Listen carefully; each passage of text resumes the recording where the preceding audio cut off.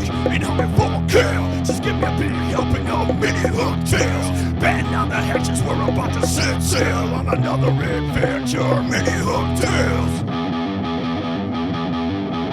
Ain't hungry for steaks, ain't hungry for kill. But give me a big helping of mini hooktails. Batten down the hatches, we're about to set sail on another adventure. Mini hooktails. Steak, kill, big helping, mini hooktails.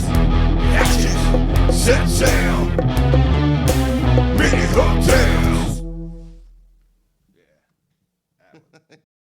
The last day that we were with Aspen, we were headed out and we had to load up all of our gear. We're going out to Station 4, so it's set to be a good show. At the time, JJ had a girlfriend who was kind of abusive. She really drove him down and like just treated him poorly, and it's sad seeing it happen to JJ, you know. And we were over at Terry's house loading up our equipment in Turtle's car. And then we get done, we all start piling in, and she's trying to figure out where to sit.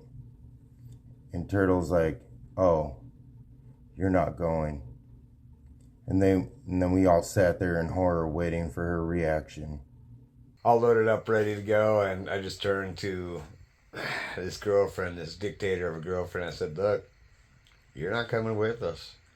I said, "I have been trying to keep this band going. We have a big show ahead of us.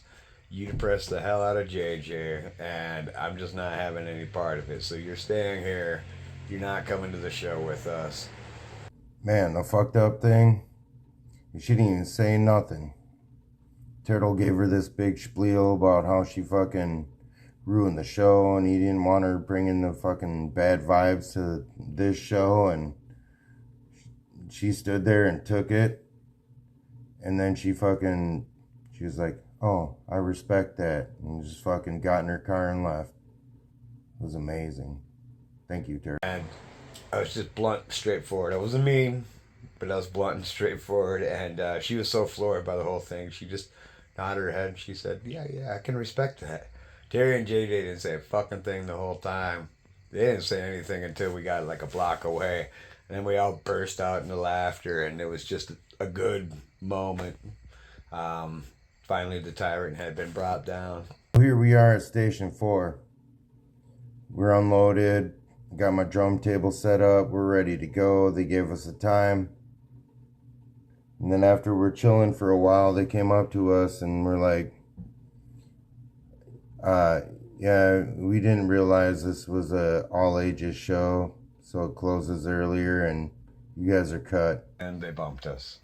Even though we sold tickets and we had some of our people on the way, they bumped us off the ticket. And I had already been through one round that day. I was like, I'm bringing it on, let's do another. So I went to the representative and I told it like it is, man. I just straight, blunt, and to the point. Yep, not taking any shit kind of day.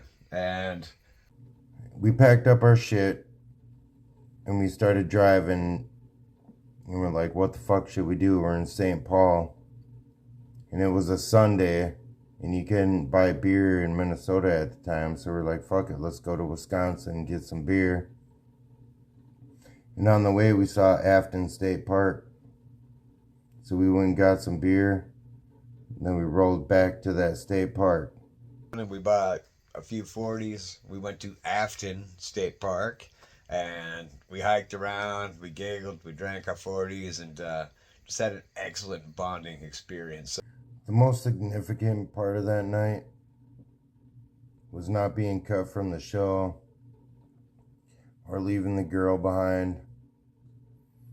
But it was the first time that me, Terry, and Turtle, maybe even the only time, went hiking together. So, I mean, it was a good night. We had shot down 2 problems in our life that day, and had one of the best bonding experiences we ever had as a band, hiking around the state park. It was a beautiful day. We turned something bad into something good. And it's a night I'll always remember.